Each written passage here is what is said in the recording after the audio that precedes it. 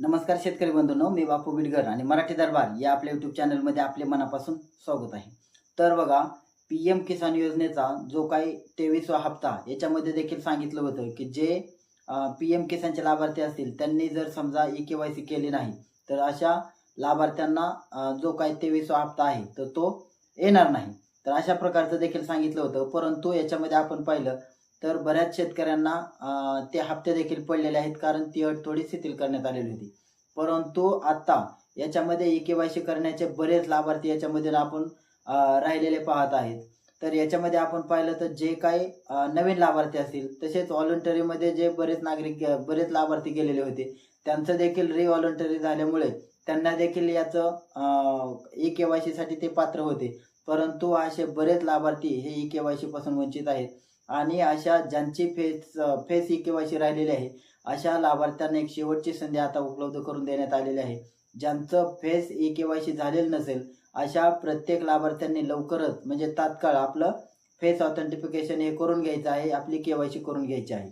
आता याच्यामध्ये आपण पाहिलं तर सुरुवातीला आपण पाहिलं तर पी-एम किसान योजनेमध्ये जे काही कामकाज असेल त्यासाठी अतिरिक्त मनुष्यबळ नव्हतं. परंतु राज्य सरकारला त्या ठिकाणी त्यांनी अतिरिक्त असं मनुष्यबळ देखील दिलेलं आहे.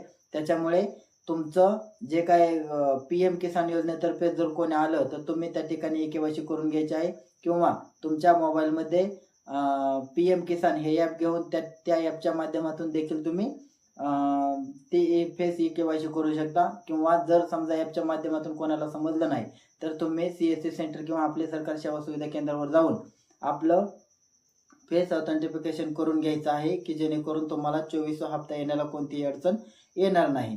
आता याच्यामध्ये आपण पाहिलं तर बरेच शेतकऱ्यांनी आता फेस ई-के-वाय-सी केलेली आहे. परंतु याच्यामध्ये आपण पाहिलं तर बऱ्याच शेतकऱ्यांचे नवीन अर्ज देखील मंजूर झालेले आहेत आणि असे नवीन अर्ज मंजूर झालेले देखील त्यांचं देखील फेस ई-के-वाय-सी करणं आता बाकी आहे. त्याच्यामुळे ज्यांचं कोणाचं पी-एम किसान योजनेचं फेस ऑथेंटिफिकेशन बाकी असेल, अशा प्रत्येक लाभार्थ्यांनी आपली ई-के-वाय-सी करून घ्यायचं आहे.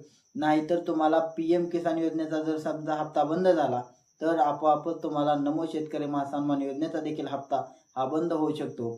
त्याच्यामुळे अजूनही ज्यांनी फेस ई-के-वाय-सी केलेलं नसेल, अशा लाभार्थ्यांनी तात्काळ आपलं फेस ई-के-वाय-सी हे करून तात्काळ घ्यायचं आहे. धन्यवाद.